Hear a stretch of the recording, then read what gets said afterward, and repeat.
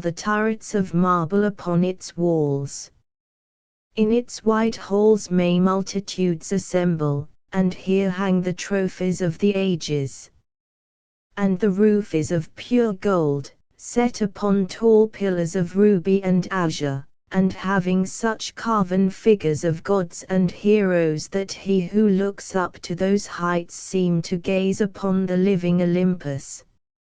And the floor of the palace is of glass, under which flow the cunningly lighted waters of the Nug, gay with gaudy fish not known beyond the bounds of lovely Cathuria. Thus would I speak to myself of Cathuria, but ever would the bearded man warn me to turn back to the happy shores of Sinna-Nyl, for Sinna-Nyl is known of men, while none hath ever beheld Cathuria. And on the 31st day that we followed the bird, we beheld the basalt pillars of the west. Shrouded in mist they were, so that no man might peer beyond them or see their summits, which indeed some say reach even to the heavens. And the bearded man again implored me to turn back, but I heeded him not, for from the mists beyond the basalt pillars I fancied there came the notes of singer and lutanist, sweeter than the sweetest songs of Sinna-Nyl, and sounding mine own praises, the praises of me, who had voyaged far under the full moon and dwelt in the land of fancy. So to the sound of melody the white ship sailed into the mist betwixt the basalt pillars of the west. And when the music ceased and the mist lifted, we beheld not the land of Cathuria, but a swift rushing resistless sea, over which our helpless bark was borne towards some unknown goal. Soon to our ears came the distant thunder of falling waters, and to our eyes appeared on the far horizon ahead the titanic spray of a monstrous cataract, wherein the oceans of the world drop down to abysmal nothingness. Then did the bearded man say to me with tears on his cheek, "We have rejected the beautiful land of Sinna-Nyl, which we may never behold again. The gods are greater than men, and they have conquered." And I closed my eyes before the crash that I knew would come, shutting out the sight of the celestial bird which flapped its mocking blue wings over the brink of the torrent. Out of that crash came darkness, and I heard the shrieking of men and of things which were not men. From the east tempestuous winds arose, and chilled me as I crouched on the slab of damp stone which had risen beneath my feet. Then as I heard another crash I opened my eyes and beheld myself upon the platform of that lighthouse from whence I had sailed so many eons ago. In the darkness below there loomed the vast blurred outlines of a vessel breaking up on the cruel rocks, and as I glanced out over the waste I saw that the light had failed for the first time since my grandfather had assumed its care. And in the later watches of the night, when I went within the tower, I saw on the wall a calendar which still remained as when I had left it at the hour I sailed away.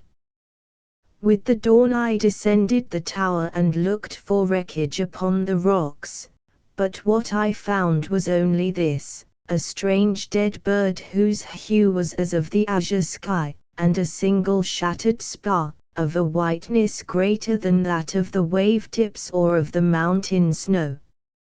And thereafter the ocean told me its secrets no more, and though many times since has the moon shone full and high in the heavens, the white ship from the south came never again. To Mistress Sophia Simple, Queen of the Cinema, with humblest apologies to Randolph Street. John, Gent. L. Theobald, June.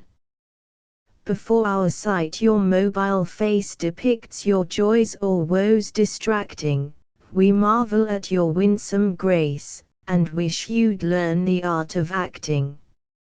Your eyes, we vow, surpass the stars, your mouth is like the bow of Cupid, your rose-tinged cheeks no wrinkle mars, yet why are you so sweetly stupid? The hero views you with delight, to win your hand forever working, we pity him, the witless wight, to fall a victim to your smirking. And yet, why should we wail in rhyme because so crudely you dissemble? We can't expect for one small dime, to see a Worthington or Kemble. The United Amateur January 1920 Literary composition H. P. Lovecraft. In a former article, our readers have been shewn the fundamental sources of literary inspiration, and the leading prerequisites to expression.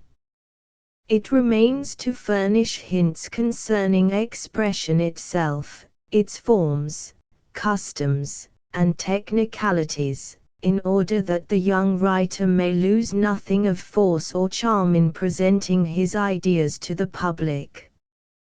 Grammar. A review of the elements of English grammar would be foreign to the purpose of this department. The subject is one taught in all common schools, and may be presumed to be understood by every aspirant to authorship. It is necessary, however, to caution the beginner to keep a reliable grammar and dictionary always beside him, that he may avoid in his compositions the frequent errors which imperceptibly corrupt even the purest ordinary speech. As a general rule, it is well to give close critical scrutiny to all colloquial phrases and expressions of doubtful parsing, as well as to all words and usages which have a strained or unfamiliar sound. The human memory is not to be trusted too far, and most minds harbor a considerable number of slight linguistic faults and inelegances picked up from random discourse or from the pages of newspapers, magazines, and popular modern books. Types of mistakes. Most of the mistakes of young authors, aside from those gross violations of syntax which ordinary education corrects, may perhaps be enumerated as follows. 1. Erroneous plurals of nouns, as valleys or echoes. 2. Barbarous compound nouns, as viewpoint or upkeep. 3. Want of correspondence in number between noun and verb where the two are widely separated or the construction involved. 4. Ambiguous use of pronouns. 5. Erroneous case of pronouns, as whom for who, and vice versa, or phrases like between you and I or let we who are loyal, act promptly. 6. Erroneous use of shall and will, and of other auxiliary verbs.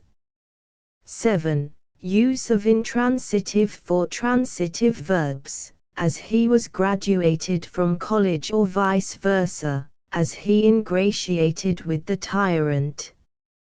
8. Use of nouns for verbs, as he motored to Boston or he voiced a protest. 9.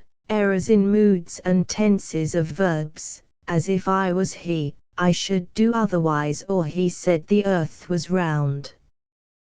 10. The split infinitive, as to calmly glide.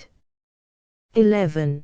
The erroneous perfect infinitive, as last week I expected to have met you. 12. False verb forms, as I pled with him. 13. Use of like for as I strive to write like Pope wrote. 14. Misuse of prepositions, as the gift was bestowed to an unworthy object or the gold was divided between the 5 men. 15. The superfluous conjunction, as I wish for you to do this.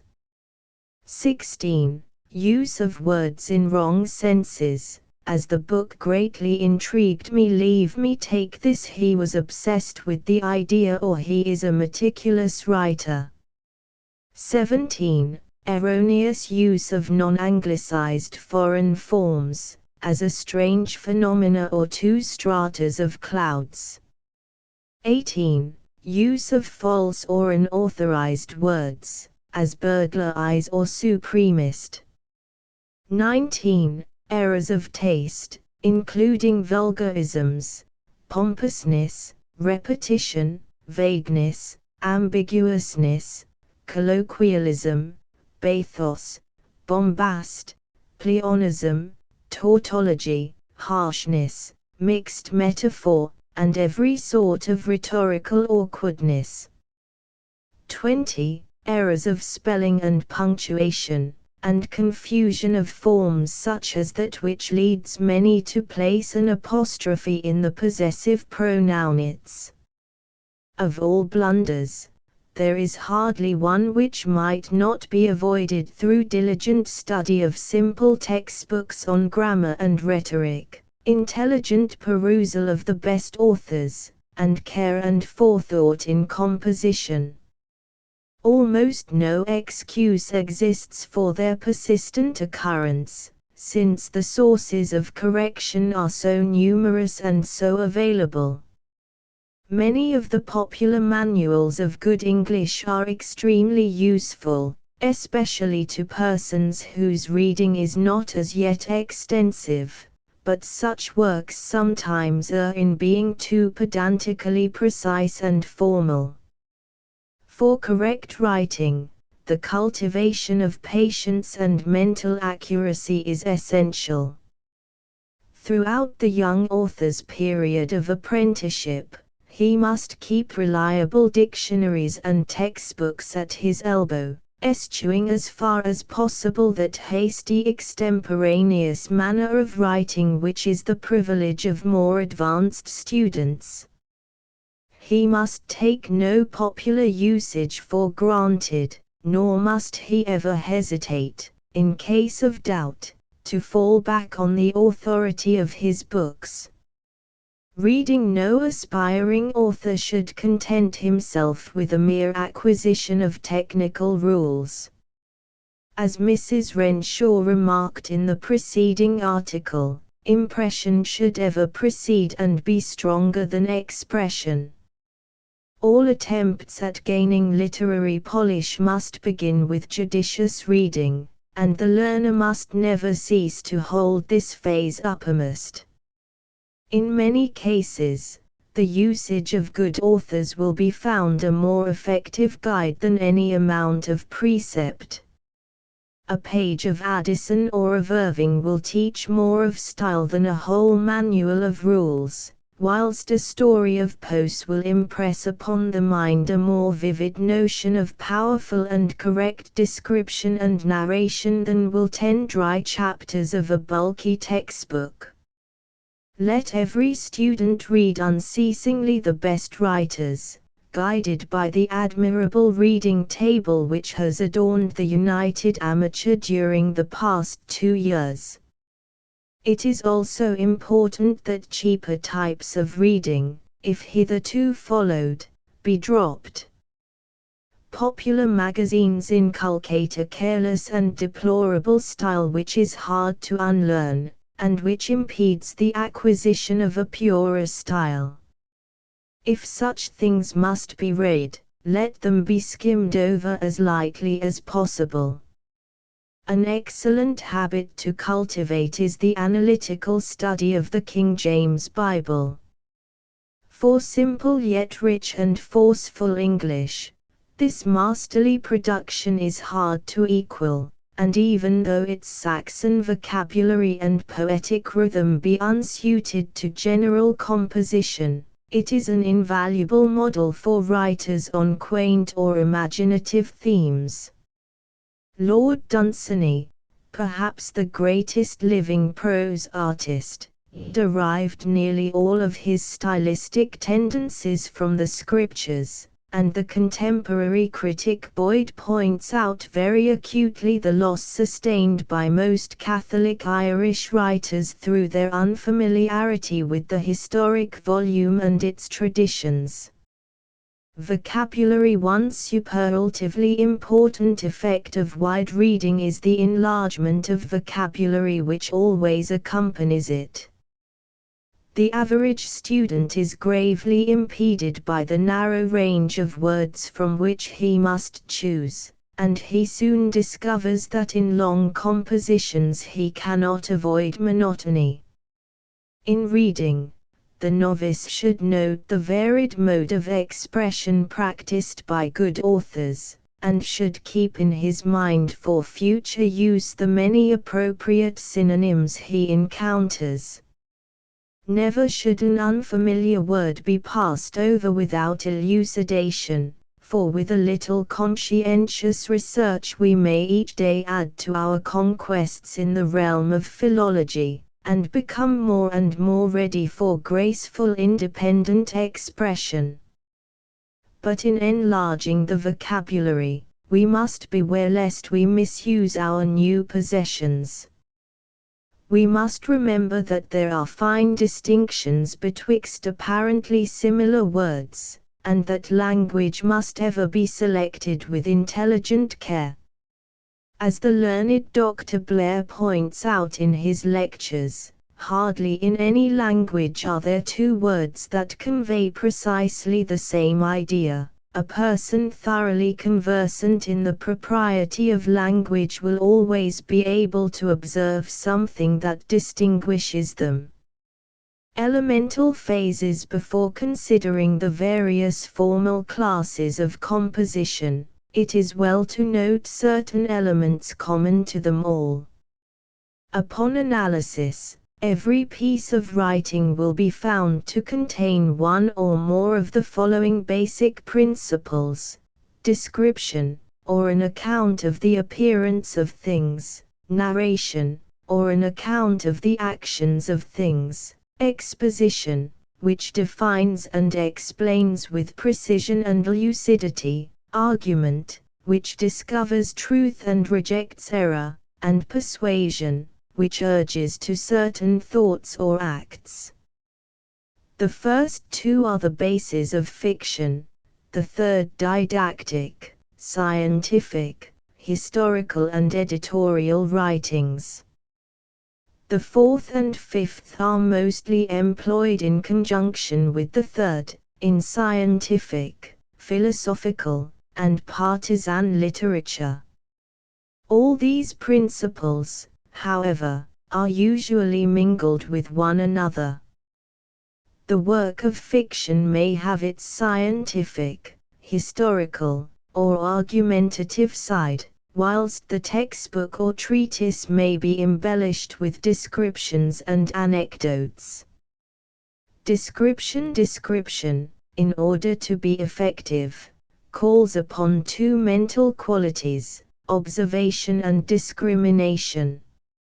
Many descriptions depend for their vividness upon the accurate reproduction of details, others upon the judicious selection of salient, typical, or significant points.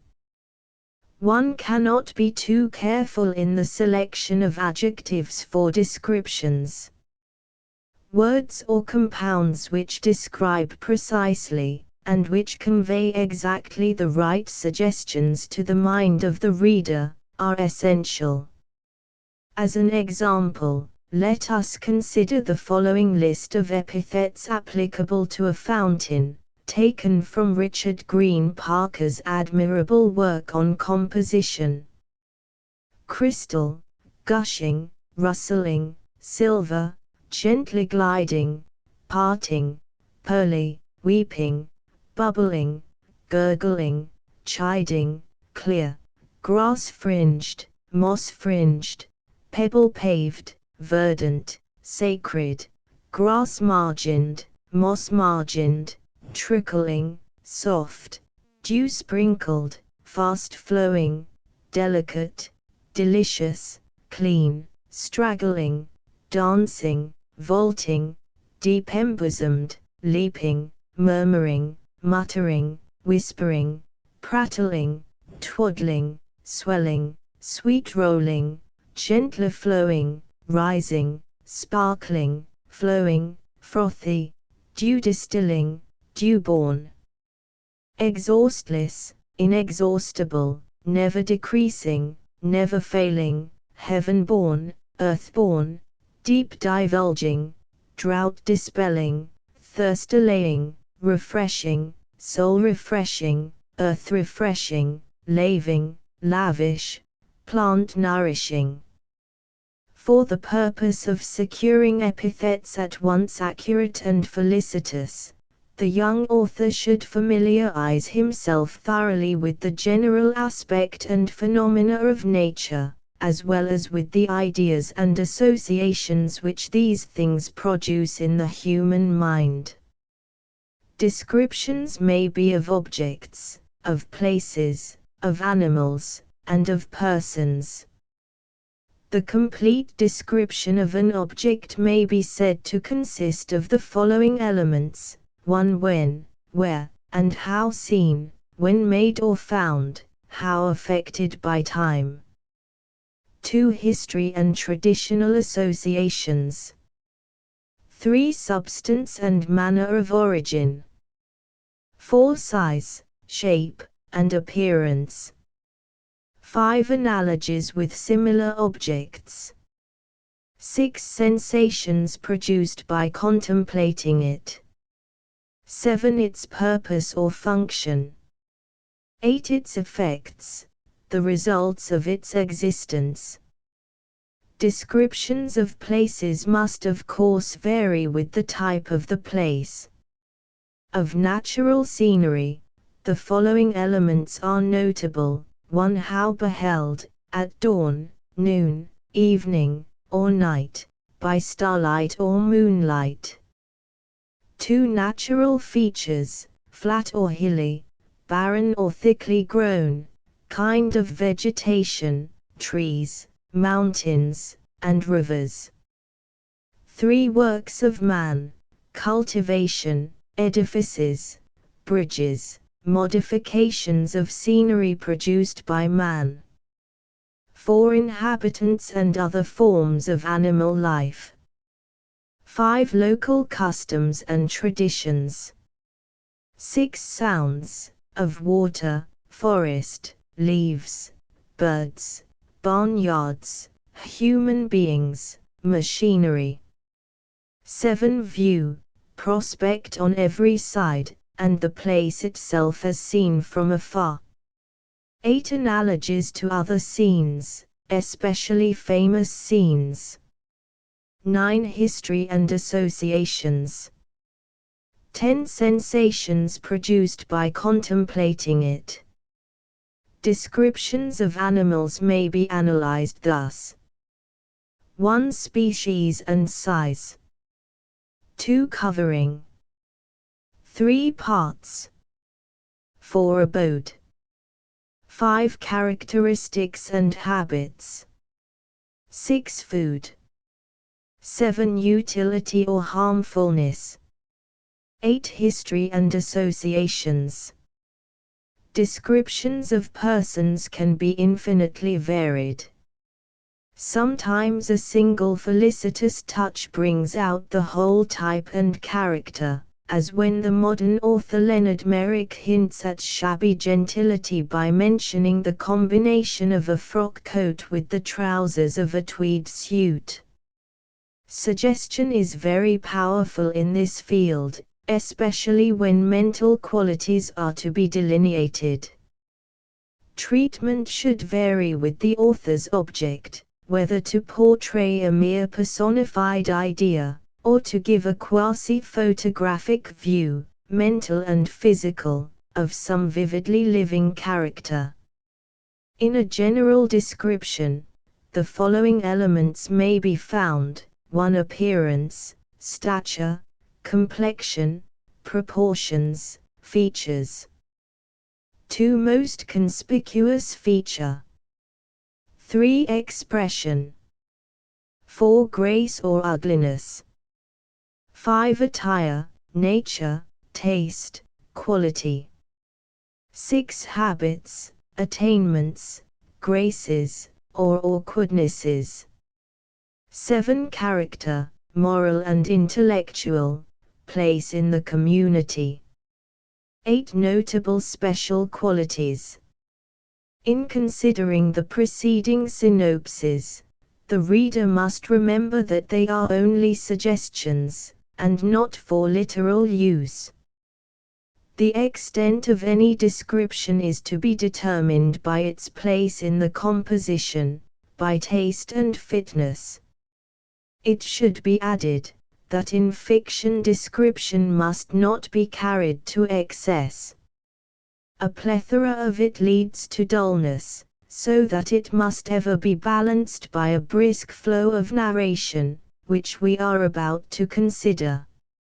Narration is an account of action, or of successive events, either real or imagined, and is therefore the basis both of history and of fiction. To be felicitous and successful, it demands an intelligent exercise of taste and discrimination. Salient points must be selected, and the order of time and of circumstances must be well maintained. It is deemed wisest in most cases to give narratives a climactic form, leading from lesser to greater events, and culminating in that chief incident upon which the story is primarily founded, or which makes the other parts important through its own importance. This principle, of course, cannot be literally followed in all historical and biographical narratives. Fictional narration. The essential point of fictional narration is plot, which may be defined as a sequence of incidents designed to awaken the reader's interest and curiosity as to the result. Plots may be simple or complex, but suspense, and climactic progress from one incident to another, are essential. Every incident in a fictional work should have some bearing on the climax or denouement, and any denouement which is not the inevitable result of the preceding incidents is awkward and unliterary. No formal course in fiction writing can equal a close and observant perusal of the stories of Edgar Allan Poe or Ambrose Bierce. In these masterpieces one may find that unbroken sequence and linkage of incident and result which mark the ideal tale. Observe how, in The Fall of the House of Usher, each separate event foreshadows and leads up to the tremendous catastrophe and its hideous suggestion. Poe was an absolute master of the mechanics of his craft. Observe also how Bierce can attain the most stirring denouements from a few simple happenings, denouements which develop purely from these preceding circumstances. In fictional narration, verisimilitude is absolutely essential. A story must be consistent and must contain no event glaringly removed from the usual order of things, unless that event is the main incident, and is approached with the most careful preparation. In real life, odd and erratic things do occasionally happen, but they are out of place in an ordinary story, since fiction is a sort of idealization of the average. Development should be as lifelike as possible, and a weak, trickling conclusion should be assiduously avoided.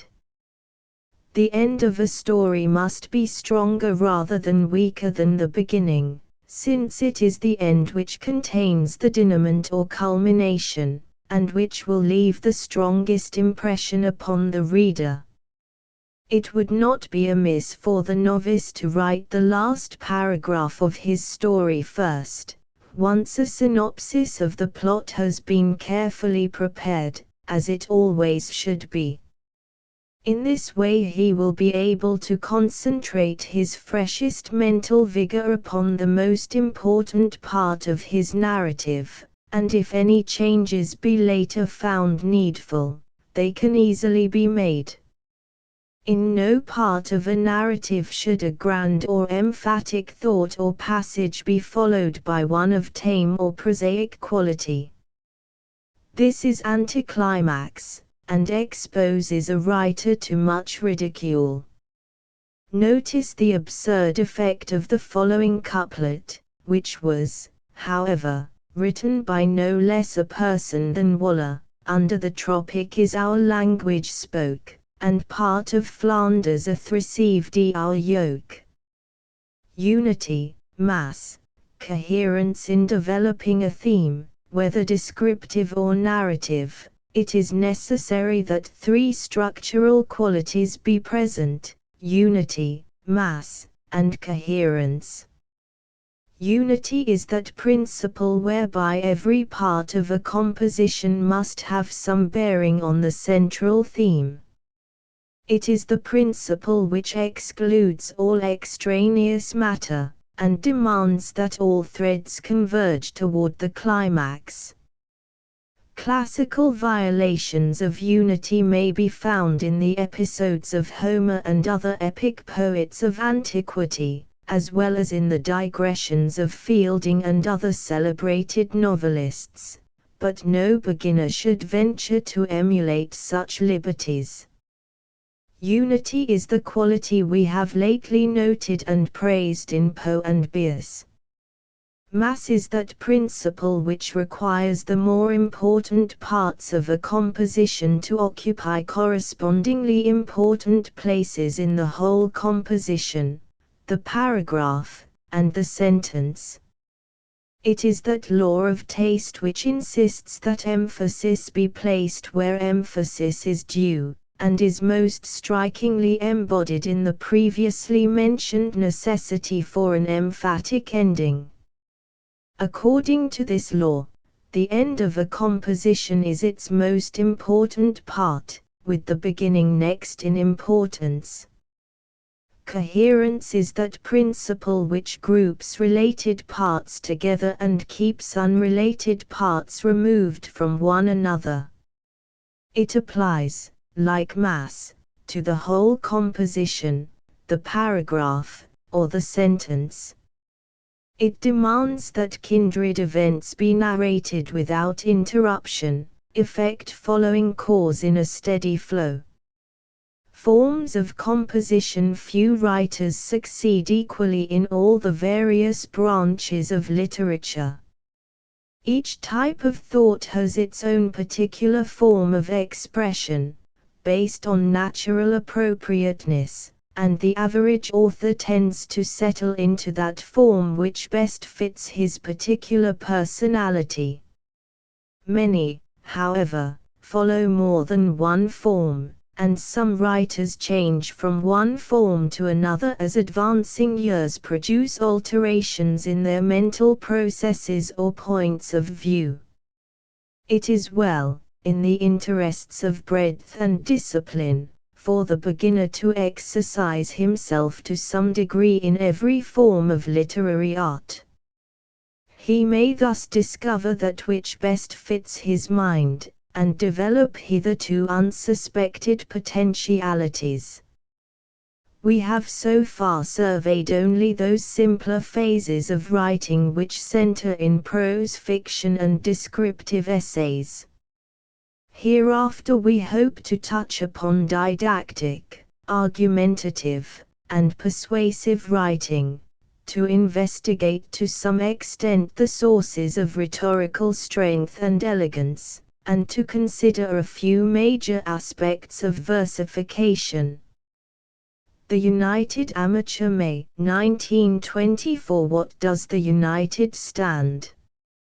It is easy to comply in 500 words with a request for an article on what the United represents. An amateur journalistic association is generally too democratic to have any one object for long, It is rather a battleground between the proponents of opposed ideas. I think, however, that since the dawn of the Hoffman administration, when the best elements were automatically sifted out through the secession of most of the confirmed politicians, we have been gradually acquiring a policy and a tradition which will endure. The printing press, political and frivolous phases have been passed through, and our aspirations seem to be crystallizing into a form more worthy than any of our past aspirations. Judging from the majority of our truly active members, the United now aims at the development of its adherents in the direction of purely artistic literary perception and expression, to be effected by the encouragement of writing, the giving of constructive criticism, and the cultivation of correspondence friendships among scholars and aspirants capable of stimulating and aiding one another's efforts. It aims at the revival of the uncommercial spirit, the real creative thought which modern conditions have done their worst to suppress and eradicate.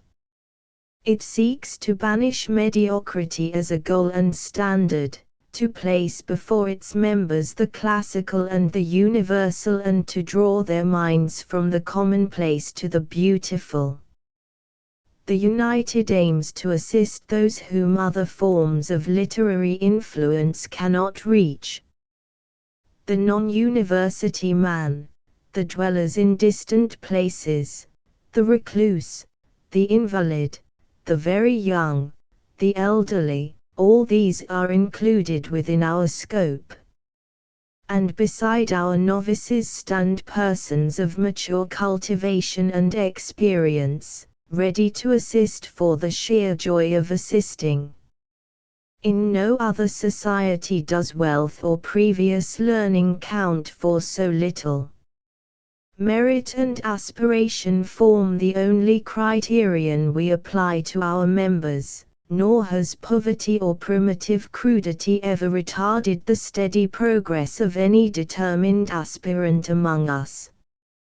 We ask only that the goal be high, that the souls of our band be seeking the antique legacy of verdant Helicon. Practically, we are aware of many obstacles, yet we think we are in the main fulfilling our functions. Naturally, we do not expect to make a Shelley or Swinburne of every rhymer who joins us, or a Poe or Dunsany of every teller of tales. But if we enable these persons to appreciate Shelley and Swinburne and Poe and Dunsany, and teach them how to shed their dominant faults and use words correctly and expressively, we cannot call ourselves unsuccessful, and only genius can lead to the heights. It is our province merely to point the way and assist on the gentler, lower slopes.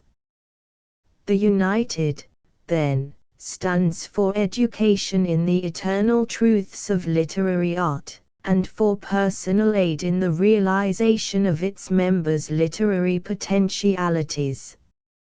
It is a university, stripped of every artificiality and conventionality, and thrown open to all without distinction. Here may every man shine according to his genius, and here may the small as well as the great writer know the bliss of appreciation and the glory of recognized achievement. H. P. Lovecraft. The United Amateur official organ of the United Amateur Press Association Volume 20 No. 1 Elroy, Wyss, September, 1920. Poetry and the Gods. Anna Helen Crofts and Henry Page. At Lower Damp, gloomy evening in April. It was, just after the close of the Great War, when Marcia found herself alone with strange thoughts and wishes, unheard of yearnings which floated out of the spacious 20th century drawing room, up the misty deeps of the air, and eastward to far olive groves in Arcady which she had seen only in her dreams. She had entered the room in abstraction, turned off the glaring chandeliers, and now reclined on a soft divan by a solitary lamp which shed over the reading table a green glow as soothing and delicious as moonlight through the foliage about an antique shrine. Attired simply, in a low-cut evening dress of black, she appeared outwardly a typical product of modern civilization, but tonight she felt the immeasurable gulf that separated her soul from all her prosaic surroundings. Was it because of the strange home in which she lived, that abode of coldness where relations were always strained and the inmates scarcely more than strangers? Was it that, or was it some greater and less explicable misplacement in time and space, whereby she had been born too late, too early, or too far away from the haunts of her spirit ever to harmonize with the unbeautiful things of contemporary reality? To dispel the mood which was engulfing her more deeply each moment, she took a magazine from the table and searched for some healing bit of poetry. Poetry had always relieved her troubled mind better than anything else, though many things in the poetry she had seen detracted from the influence. Over parts of even the sublimest verses hung a chill vapor of sterile ugliness and restraint, like dust on a window pane through which one views a magnificent sunset.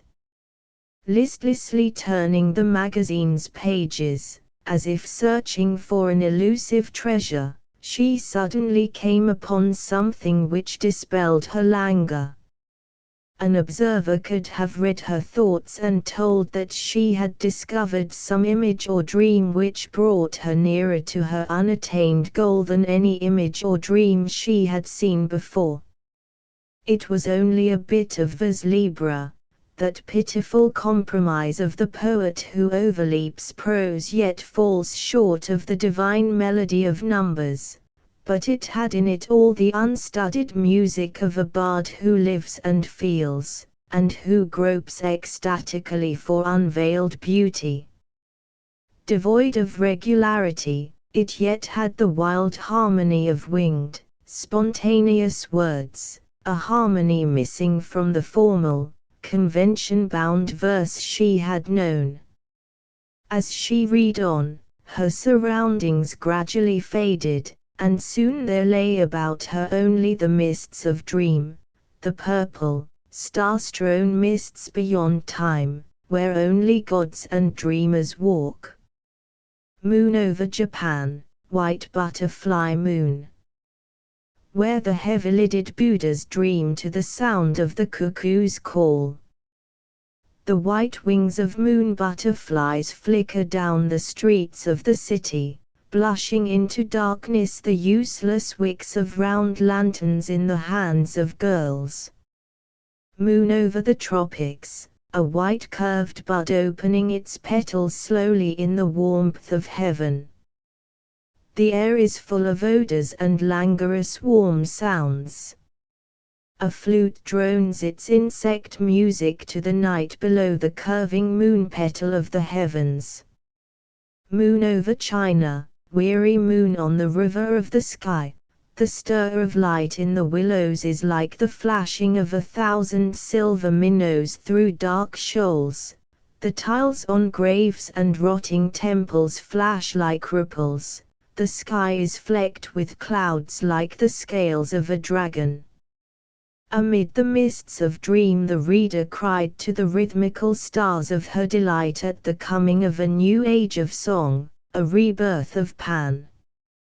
Half closing her eyes, she repeated words whose melody lay hid like crystals at the bottom of a stream before the dawn, hidden but to gleam effulgently at the birth of day. Moon over Japan, white butterfly moon. Moon over the tropics, a white curved bud opening its petals slowly in the warmth of heaven. The air is full of odors and languorous warm sounds, languorous warm sounds. Moon over China, weary moon on the river of the sky, weary moon. Out of the mists gleamed godlike the figure of a youth in winged helmet and sandals, caduceus bearing, and of a beauty like to nothing on earth.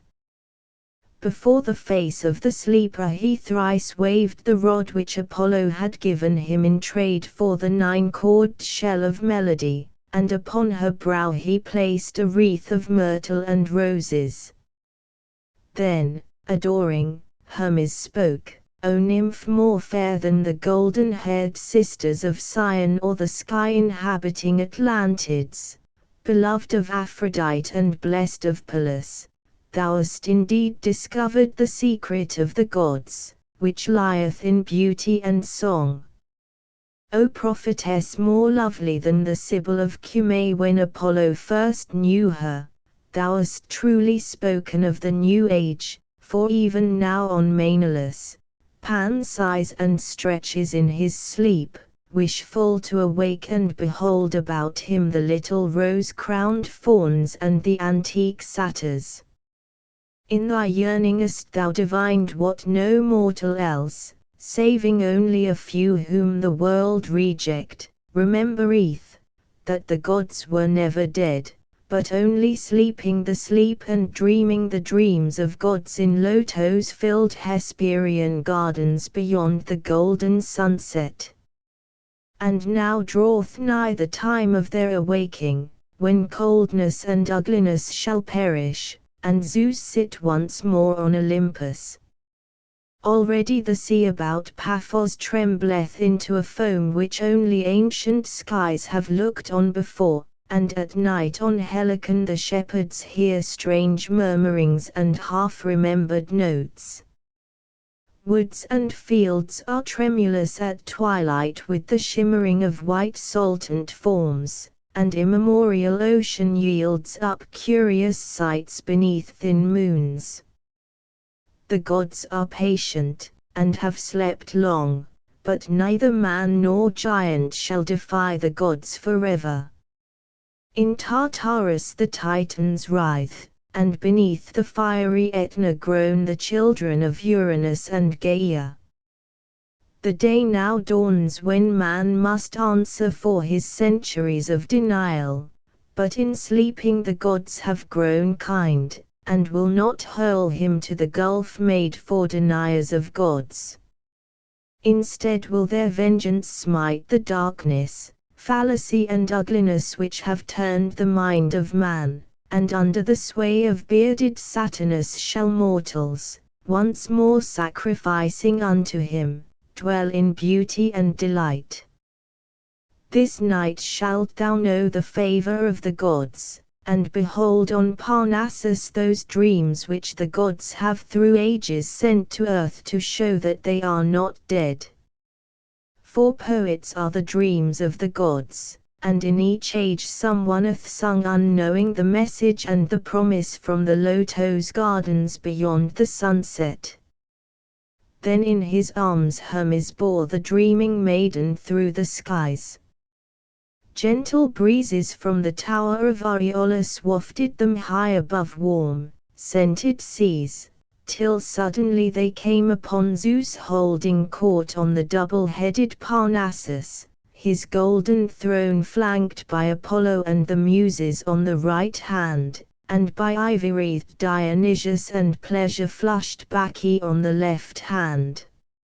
So much of splendor Marcia had never seen before, either awake or in dreams, but its radiance did her no injury, as would have the radiance of lofty Olympus, for in this lesser court the Father of gods had tempered his glories for the sight of mortals. Before the laurel-draped mouth of the Corician cave sat in a row 6 noble forms with the aspect of mortals, but the countenances of gods. These the dreamer recognized from images of them which she had beheld, and she knew that they were none else than the divine Maeonides, the Avernian Dante, the more than mortal Shakespeare, the chaos-exploring Milton, the cosmic Goethe, and the Musean Keats. These were those messengers whom the gods had sent to tell men that Pan had passed not away, but only slept, for it is in poetry that gods speak to men. Then spake the Thunderer, O daughter, for, being one of my endless line, thou art indeed my daughter. Behold upon ivory thrones of honor the august messengers that gods have sent down, that in the words and the writings of men there may still be some trace of divine beauty. Other bards have men justly crowned with enduring laurels, but these hath Apollo crowned, and these have I set in places apart, as mortals who have spoken the language of the gods. Long have we dreamed in Lotos gardens beyond the west, and spoken only through our dreams, but the time approaches when our voices shall not be silent. It is a time of awaking and of change. Once more hath Phaeton ridden low, searing the fields and drying the streams. In Gaul lone nymphs with disordered hair weep beside fountains that are no more, and pine over rivers turned red with the blood of mortals. Us and his train have gone forth with the madness of gods, and have returned, Deimos and Phobos glutted with unnatural delight. Tellus moans with grief, and the faces of men are as the faces of the Erinyes, even as when Astraea fled to the skies, and the waves of our bidding encompassed all the land saving this high peak alone. Amidst this chaos, prepared to herald his coming yet to conceal his arrival, even now toileth our latest born messenger, in whose dreams are all the images which other messengers have dreamed before him. He it is that we have chosen to blend into one glorious whole all the beauty that the world hath known before, and to write words wherein shall echo all the wisdom and the loveliness of the past. He it is who shall proclaim our return, and sing of the days to come when fauns and dryads shall haunt their accustomed groves in beauty. Guided was our choice by those who now sit before the Corician grotto on thrones of ivory, and in whose songs thou shalt hear notes of sublimity by which years hence thou shalt know the greater messenger when he cometh. Attend their voices as one by one they sing to thee here. Each note shalt thou hear again in the poetry which is to come, the poetry which shall bring peace and pleasure to thy soul, though search for it through bleak years thou must. Attend with diligence, for each chord that vibrates away into hiding shall appear again to thee after thou hast returned to earth, as Alpheus, sinking his waters into the soil of Hellas, appears as the crystal Arethusa in remote Sicilia. Then arose Homerus, the ancient among bards, who took his lyre and chanted his hymn to Aphrodite. No word of Greek did Marcia know, yet did the message fall not vainly upon her ears, for in the cryptic rhythm was that which spake to all mortals and gods, and needed no interpreter. So too the songs of Dante and Goethe, whose unknown words clave the ether with melodies easy to read and to adore. But at last remembered accents rebounded before the listener. It was the swan of Avon, once a god among men, and still a god among gods, right, that from the bloody course of war, my dearest master, your dear son, may High, bless him at home in peace, whilst I from far, his name with zealous fervour sanctify. Accents still more familiar arose as Milton, blind no more, declaimed immortal harmony, or let my lamp at midnight hour be seen in some high lonely tower, where I might oft outwatch the bear with thrice great Hermes, or unsphere the spirit of Plato, to unfold what worlds or what vast regions hold th immortal mind, that hath forsook her mansion in this fleshy nook. Times, sometime let gorgeous tragedy incepted Paul come sweeping by, presenting Thebes, or Pelops' line, or the tale of Troy divine. Last of all came the young voice of Keats, closest of all the messengers to the beauteous fawn folk. Heard melodies are sweet, but those unheard are sweeter, therefore, ye soft pipes, play on. Times when old age shall this generation waste, thou shalt remain, in midst of other woe than ours, a friend to man, to whom thou sayest, beauty is truth, truth beauty, that is all ye know on earth, and all ye need to know.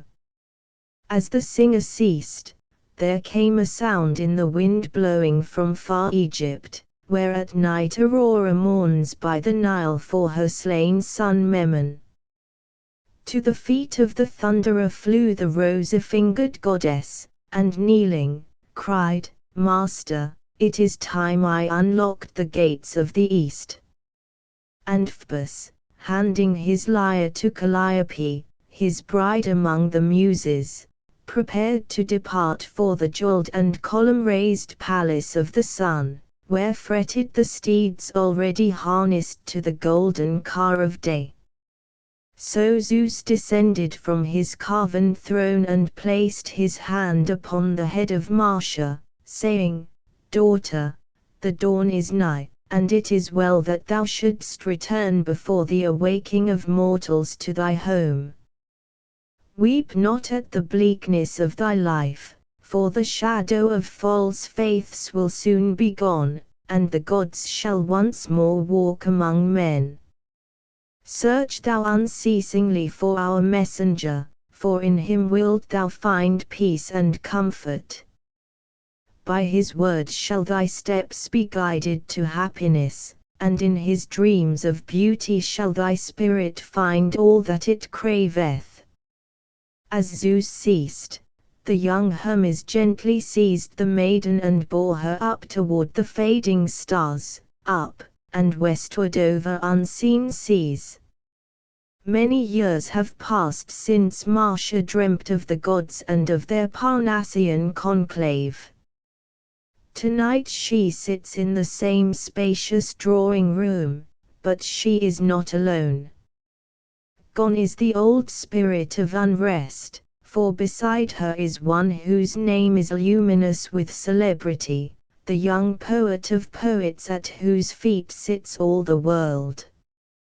He is reading from a manuscript words which none has ever heard before, but which when heard will bring to men the dreams and fancies they lost so many centuries ago, when Pan lay down to doze in Arcady, and the greater gods withdrew to sleep in Lotos gardens beyond the lands of the Hesperides. In the subtle cadences and hidden melodies of the bard the spirit of the maiden has found rest at last, for there echo the divinest notes of Thracian Orpheus, notes that moved the very rocks and trees by Hebra's banks. The singer ceases, and with eagerness asks a verdict, yet what can Marcia say but that the strain is fit for the gods? And as she speaks there comes again a vision of Parnassus and the far-off sound of a mighty voice saying, By his word shall thy steps be guided to happiness, and in his dreams of beauty shall thy spirit find all that it craveth. Mr. Paul J. Campbell deserves the most unstinted thanks of the United this year, for besides serving as first vice president he has furnished free of charge a supply of recruiting booklets and application blanks, thus relieving us of one of our most onerous burdens. Mr. Campbell's 18 years of undiminished devotion to amateurdom form a thing worthy of emulation. The United Amateur, November 1920. Nyarlathotep H. P. Lovecraft. Nyarlathotep, The Crawling Chaos. I am the last. I will tell the audient void.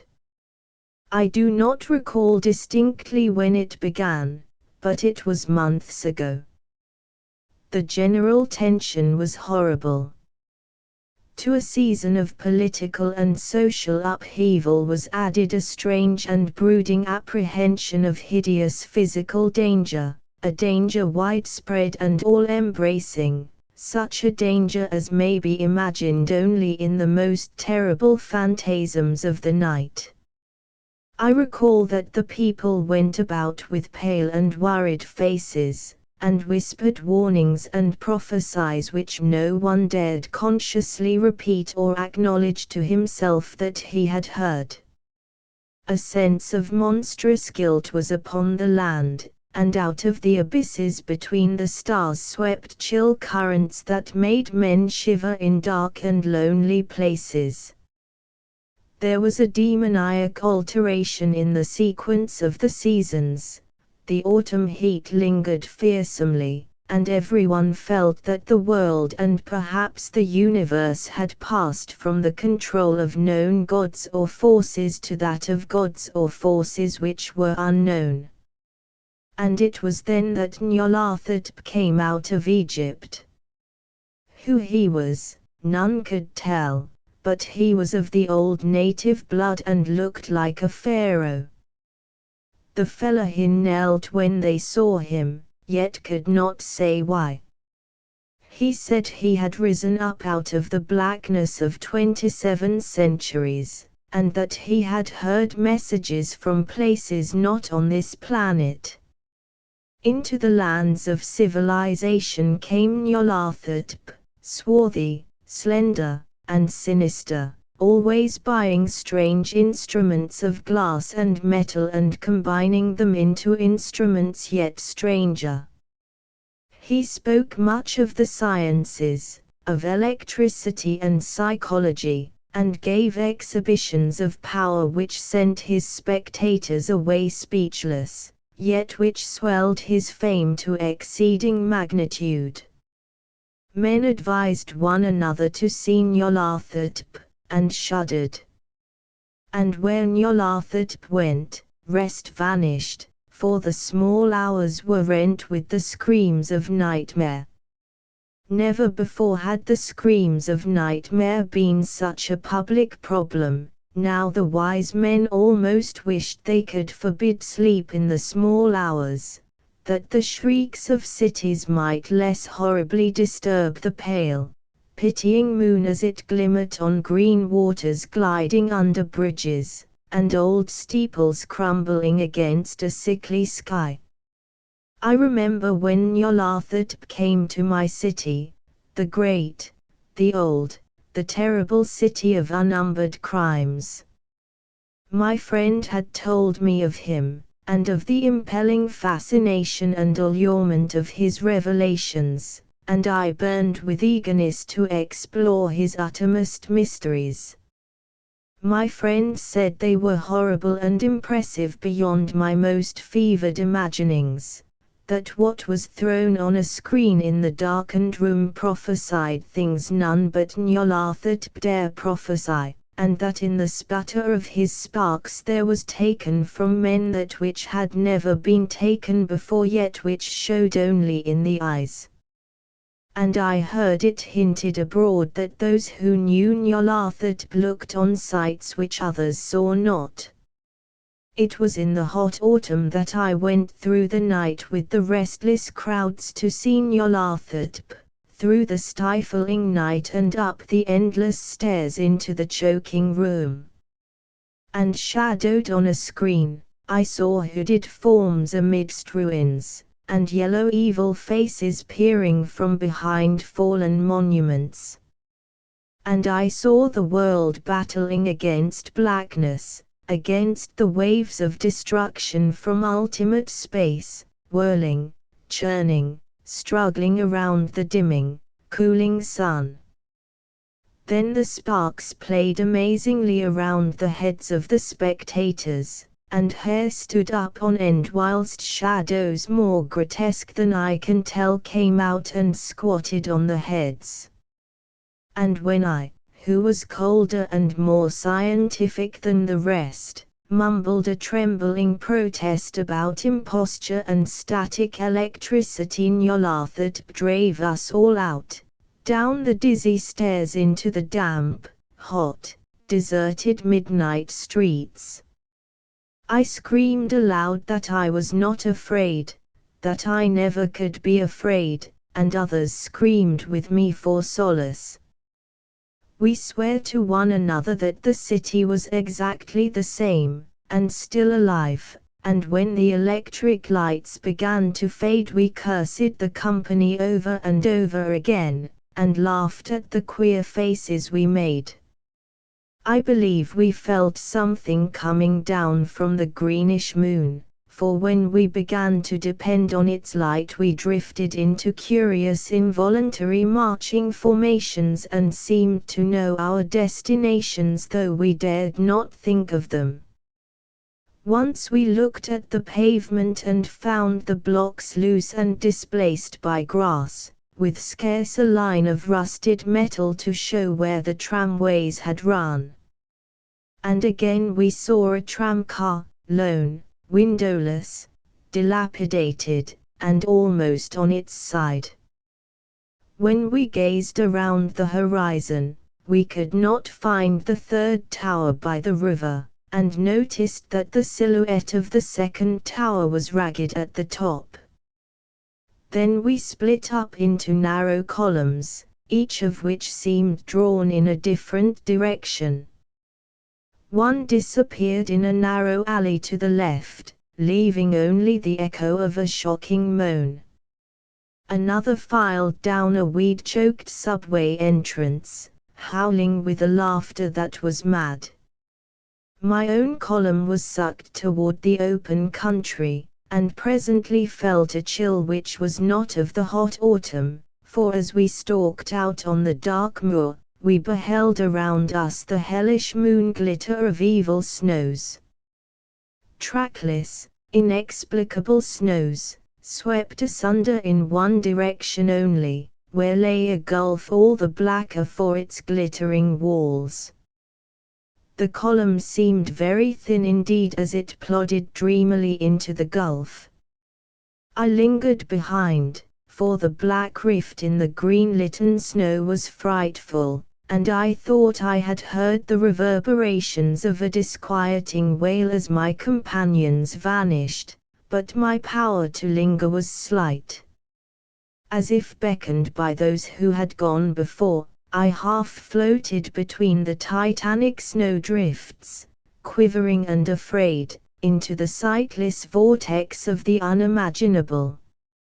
Screamingly sentient, dumbly delirious, only the gods that were can tell. A sickened, sensitive shadow writhing in hands that are not hands, and whirled blindly past ghastly midnights of rotting creation, corpses of dead worlds with sores that were cities, charnel winds that brush the pallid stars and make them flicker low. Beyond the world's vague ghosts of monstrous things, half-seen columns of unsanctified temples that rest on nameless rocks beneath space and reach up to dizzy vacuum above the spheres of light and darkness. And through this revolving graveyard of the universe the muffled, maddening beating of drums, and thin, monotonous whine of blasphemous flutes from inconceivable, unlighted chambers beyond time, the detestable pounding and piping wherein to dance slowly, awkwardly and absurdly the gigantic, tenebrous ultimate gods, the blind, voiceless, mindless gargoyles whose soul is Nyarlathotep. Editorial comment upon amateur journalism generally falls within one of two classes: complacent self-congratulation upon a mythical perfection, or hectic urging toward impossible achievements. It is our purpose this month to indulge in neither of these rhetorical recreations, but to make one very prosaic and practical appeal which springs solely from realistic observation. This appeal concerns the official situation in the United. For several years our foes have reproached us for excessive centralization of authority, asserting that the control of our society is anything from oligarchical to monarchical, and pointing to the large amount of influence wielded by a very few leaders. Denials on our part, prompted by the conspicuous absence of any dictatorial ambitions in the minds of our executives, have been largely nullified by the fact that while power has not been autocratically usurped and arbitrarily exercised, the burden of administrative work has certainly been thrust by common consent on a small number of reluctant though loyal shoulders. A few persons have been forced to retain authority because no others have arisen to relieve them of their burdens, until official nominations have come to mean no more than a campaign by one or two active spirits to persuade certain patient drudges to carry on another year. Nor does the formal official situation reflect all of the prevailing condition. Much of the association's most important activity, such as recruiting, welcoming and criticism, verges into the field of unorganized effort, and here the tendency to leave everything to a narrow group is overwhelming. Obviously, this condition demands a remedy, and that remedy lies in one direction only: an acceptance of potential official responsibility by all of those members who possess the time and experience to act as leaders. As the fiscal year progresses, the season for candidacies draws near, and amateurs who feel competent to sustain their share of the administrative burden should come forward as nominees, or at least should respond when approached by their friends. That office holding involves tedious work, all admit, but this tedium is a small enough price to pay for the varied boons of amateurdom. In unofficial labor an equal willingness should be shown. Why is it that all the private revision in the United is performed by about 3 men at most, despite the presence in our ranks of a full score of scholars abundantly capable of rendering such service? If the literati as a whole will not awaken to the needs of the day, one of two things will occur. The United will stagnate quietly under the perpetual dictatorship of a limited group of unwilling but benevolent autocrats, or it will succumb to the onslaught of some political clique of vigorous barbarians who will destroy in a month what it has taken the United over 10 years to build up. Memories of 1919 should prove to us the reality of such a danger of sudden relapse.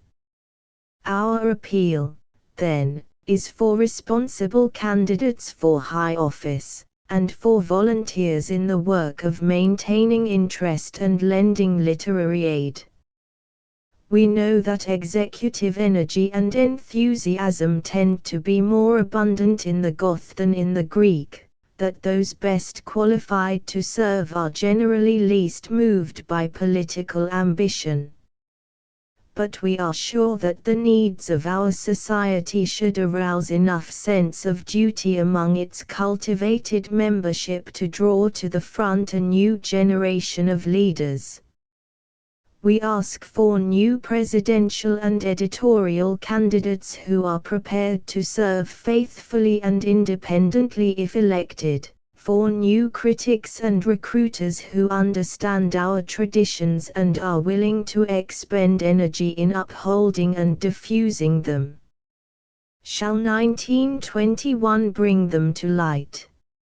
H.P. Lovecraft Official Organ Fund Receipts Would Be Press Club $25 from Treasurer, up to the 15th of October 23.00 Susan Nelson Ferguson 6.00 Jonathan E. Hogue 5.00 Verna McGeoch, for each issue. 5.00 Howard R. Conover 3.00 Victor O. Schwab 3.00 Mr. and Mrs. Fritter, for each issue. 2.00 Reverend Eugene B. Kuntz 1.50 Antilla E. Renshaw 1.50 Anonymous.25 $1 each, Margaret Abraham, Agnes R. Arnold, Elizabeth Barnhart, Grace M. Bromley, Mary Faye, Alice M. Hamlet, Hester Harper. Total on hand, the 6th of November, 1920 $82.25. Remarks: the doubling of printing rates makes large contributions imperative if the organ is to approach its customary standard. Acknowledgements are due the Would-Be Press Club for its exceedingly generous contribution, and ex-editor Renshaw for the mailing of an appeal which has proved most effective in the campaign for funds. Emulation of the would-be's generosity by other clubs would save a situation which is very threatening. H.P. Lovecraft, Custodian. The United Amateur January 1921 Official Organ Fund Providence, I. The 1st of April 1921. Receipts since the 6th of November 1920 from Treasurer, up to the 1st of April 1921 $21.50 Verna McGeoch, 3 installments. 15.00 E. Edward Erickson 10.00 Edward F. Dawes 6.00 Howard R. Conover 2.00 Anna H. Crofts 1.00 Ernest L. McKeague 1.00 John Milton Samples 1.00 Anonymous.75 Balance on hand, the 6th of November, 1920 $82.25 received, the 6th of November, 1920, to the 1st of April, 1921 $58.25 total receipts $140.50. Expenditures to E. Erickson. For September you are $48 to E. Erickson, for November you are $48.00 to E. Erickson, for January you are $36.00 total expenditures $132 balance on hand, the 1st of April, 1921 $8.50 H.P. Lovecraft, Custodian. The United Amateur March, 1921 Winifred Virginia Jackson, a different poetess H.P. Lovecraft. In these days of unrestrained license in poetry, it would at first sight seem difficult to single out any one bard as the possessor of ideas and modes of expression so unique and original that the overworked adjective different is merited. Every poetaster of the modern school claims to be different and bases his claim to celebrity upon this difference, an effect usually achieved by the adoption of a harsh, amorphous style, and a tone of analytical, introspective subjectivity so individual that all the common and universal elements of beauty and poetry are excluded. Indeed, eccentricity has come so completely into fashion, that he who follows up the wildest vagaries is actually the least different from the hectic scribbling throng about him. But notwithstanding this malady of the times, there does remain among us an ample field for genius and artistic distinctiveness.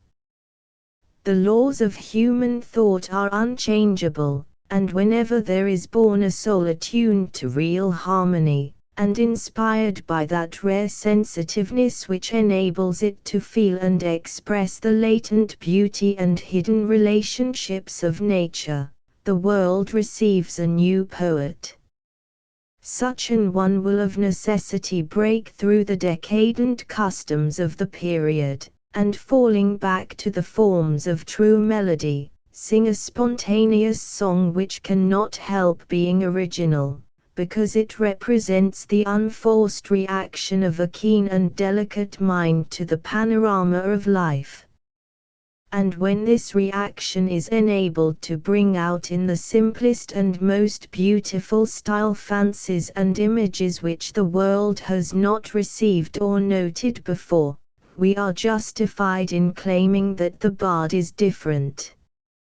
Such a bard is Winifred Virginia Jackson, whose poetry has for 6 years been the pride of the United Amateur Press Association. Born in Maine, and through childhood accustomed to the mystical spell of the ancient New England countryside, Miss Jackson for a long period quietly and unconsciously absorbed a prodigious store of beauty and fantasy from life. Having no design to become a poet, she accepted these ethereal gifts as a matter of course, until about a decade ago they manifested themselves in a burst of spontaneous melody which can best be described as a sheer overflowing of delightful dreams and pictures from a mind filled to the brim with poetic loveliness. Since that time Miss Jackson has written vast quantities of verse, always rich and musical, and if one may speak in paradox, always artless with supreme art. None of these poems is in any sense premeditated or consciously composed. They are more like visions of the fancy, instantaneously photographed for the perception of others, and unerringly framed in the most appropriate metrical medium. When we peruse the poetry of Miss Jackson we are impressed first by its amazing variety, and almost as quickly by a certain distinctive quality which gives all the varied specimens a kind of homogeneity. As we analyze our impressions, we find that both of these qualities have a common source, the complete objectivity and almost magical imagination of supreme genius. Objectivity and imagination, the gifts of the epic bards of classical antiquity, are today the rarest of blessings. We live in an age of morbid emotion and introspectiveness, wherein the poets, such as they are, have sunk to the level of mere pathologists engaged in the dissection of their own ultra-sophisticated spirits. The fresh touch of nature is lost to the majority, and rhymisters rant endlessly and realistically about the relation of man to his fellows and to himself, overlooking the real foundations of art and beauty, wonder, and man's relation to the unknown cosmos. But Miss Jackson is not of the majority, and has not overlooked these things. In her the ancient and unspoiled bard is refulgently reincarnated, and with an amazing universality and freedom from self-consciousness she suppresses the ego completely, delineating nature's diverse moods and aspects with an impersonal fidelity and delicacy which form the delight of the discriminating reader, and the despair of the stupid critic who works by rule and formula rather than by brain. There is no medium which the spirit of Miss Jackson cannot inhabit. The same mind which reflects the daintiest and most gorgeous fantasies of the far-away world, or furnishes the most finely wrought pictures or refined pathos and sentiment, can abruptly take up its abode in some remote Maine timber region and pour out such a wild, virile chantey of the woods and the river that we seem to glimpse the singer as the huskiest of a tangle-bearded, fight-scarred, loud-shouting logging crew sprawling about a pine campfire. A critic has grouped the poetical work of Miss Jackson into 6 classes: lyrics of ideal beauty, including delightful nature poems replete with local color, delicate amatory lyrics, rural dialect lyrics and vigorous colloquial pieces, poems of sparkling optimism, child verse, and poems of potent terror and dark suggestion. With her, he adds, sordid realism has no place, and her poems glow with a subtle touch of the fanciful and the supernatural which is well sustained by tasteful and unusual word combinations, images, and onomatopoetic effects.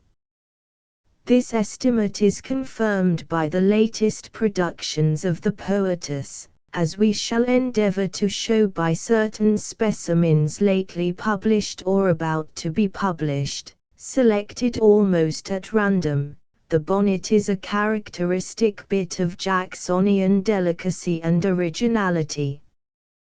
We here behold a sustained metaphor of that striking type which the author so frequently creates, a metaphor which draws on all nature and the unseen world for its basis, and whose analogies are just the ones which please us most, yet which our own minds are never finely attuned enough to conceive unaided. The swain in the poem tells of his intention to make a bonnet for his chosen nymph to wear. He will fashion it with golden thimble, scissors, needle, thread, taking velvet from the April sky as a groundwork, stars for trimming, moonlight for banding, and a web of dreams for lining. He will scent it with the perfume of the reddest rose that the singing wind finds sweetest where it farthest blows, and will take it at the twilight for his love to wear. Here we have nothing of the bizarre or the conspicuous, yet in the 6 little stanzas of quaintly regular meter there is suggested all of that world of far-away beauty which the eye can glimpse beyond the leaden clouds of reality. A world which exists because it can be dreamed of. The poem is different in the truest way. It is original because it conveys beauty originally in an inconspicuous and harmonious vehicle.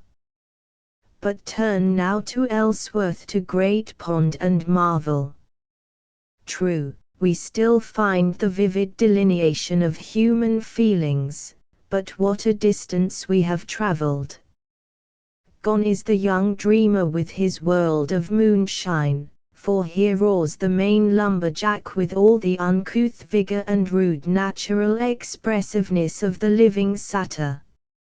It is life, primal, uncovered, and unpolished, the ebullient, shouting vitality of healthy animalism. Drink hard cider, swig hard cider, swill hard cider, boys. Throw your spikers, throw your peavies, bellow out your noise. We have drifted from the ether of Keats to the earth of Fielding, yet under the guidance of the same author. Greater proof of Miss Jackson's absolute objectivity and marvelous imagination could not be produced or asked. Yet who shall say that the Jackson pendulum is powerful only at the extremes of its sweeping arc? In working out we discover a pastoral love lyric which for quaintness and graphic humanness could not well be surpassed. Here the distinctive and spontaneous inventiveness of Miss Jackson's fancy is displayed with especial vividness.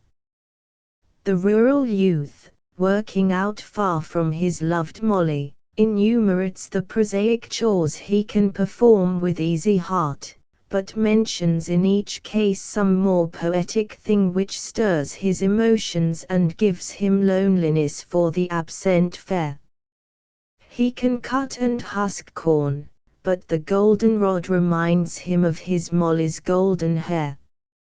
He can milk cows, but the gentian reminds him of his Molly's blue eyes. Aside from their intrinsic ingeniousness, these images possess an unconscious lesson for the poet who can read it. They expose with concrete illustrations the fallacy of the so-called new poetry which disregards the natural division between beautiful and unbeautiful things and rhapsodizes as effusively over a sewer pipe as over the crescent moon. The token exhibits Miss Jackson in her airiest lyrical mood, a mood original because it possesses the rare lyrism of pure music and fancy rather than the common lyrism of unsubtilized emotion. There is bounding music in thought and medium alike, whilst the naive plunge into the theme without introduction or explanation is a stroke savouring of the simplicity of genius.